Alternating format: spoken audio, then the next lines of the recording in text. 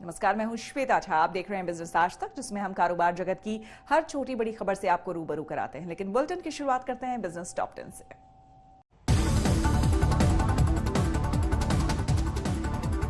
22 से 25 पैसे की बढ़ोतरी के साथ गुरुवार को फिर नए उच्चतम स्तर पर पहुंचा पेट्रोल डीजल की कीमतों में 28 से 31 पैसे की बढ़ोतरी। पेट्रोल डीजल की कीमतों में जल्द राहत की उम्मीद नहीं, अंतर्राष्ट्रीय बाजारों में कच्चे तेल की कीमतों में तेजी जारी। फिंच ने जताई भारत की रेटिंग में गिरावट की आशंका, कहा जीडीपी और कर्ज के अनुपात में बढ़ोतरी ने बढ़ाया खतरा।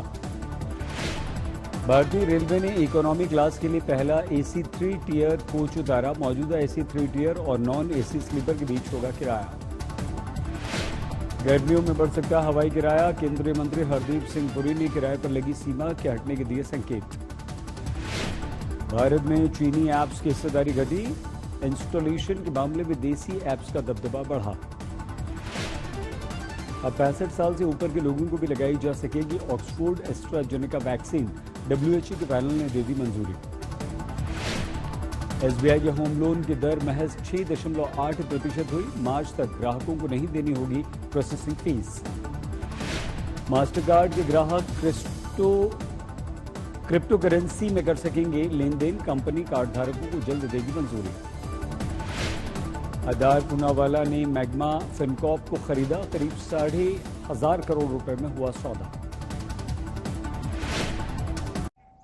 नए कृषि बिलों में सबसे ज्यादा विवाद एमएसपी और मंडियां हटाने से जुड़ा है। मंडियों को लेकर खुद प्रधानमंत्री मोदी ने सदन में यह साफ कर दिया है कि मंडियां हटाई नहीं जाएंगी, बल्कि इनका एकाधिकार खत्म होगा। इससे किसानों को अपनी फसल बेचने के कई विकल्प भी मिलेंगे, जिससे उन्हें उपज का सही दाम मिल सकेगा।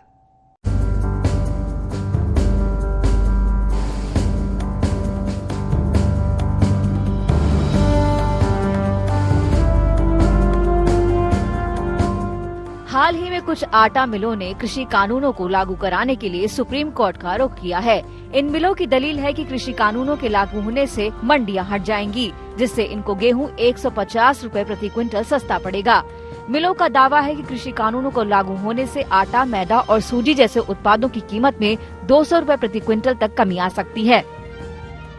हालांकि यहाँ पर व्यापारी केवल अपना मुनाफा देख रहे हैं। अगर कृषि कानून लागू होने से मंडियां हटती भी हैं, तो इसका फायदा व्यापारियों से पहले किसानों को मिलना चाहिए। जो कॉन्ट्रैक्ट करने वाली कंपनी है, एमएनसी है, फर्म है, उसको मिनिमम इतना मार्जिन किसान को देना पड़ेगा, ताकि किसान की एक एमएसपी प्राइवेट प्लेयर से भी सुनिश्चित हो जाए। दरअसल मंडी में कृषि समिति फीस और कच्ची आड़त फीस देने की वजह से मिलों को उत्पाद महंगा मिल रहा है, लेकिन इसका बोझ वो ग्राहकों से वसूल कर रही हैं और मंडियां अपना मुनाफा बढ़ाने के लिए किसानों से कम कीमत पर फसल खरीद रही हैं। यहाँ की कोई उम्मीद नहीं, जब यही लेवी के रेट न मिल रहे किसान को, तो वो कहाँ से मिल जाए, वो हो जाए। वो मंडी में ले जाके बेचे, भाड़े किराए हो गए, वहाँ मंडी में वो आड़ती परेशान करें। वो तो 100 200 रुपए कम भी जामे मंडी में जो जब बेच के आवे हम, हाँ मंडी में जो बेच के आवे 200 रुपए कम जामे, और नुकसान और हुए अलग।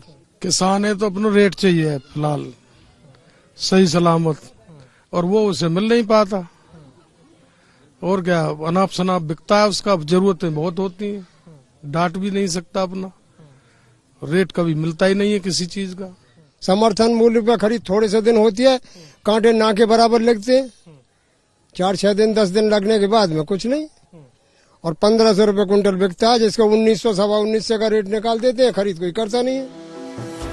ये सारा मुद्दा उपज की सही कीमत मिलने का है। किसानों की शिकायत है कि एमएसपी पर केवल दिखावे के लिए खरीद होती है।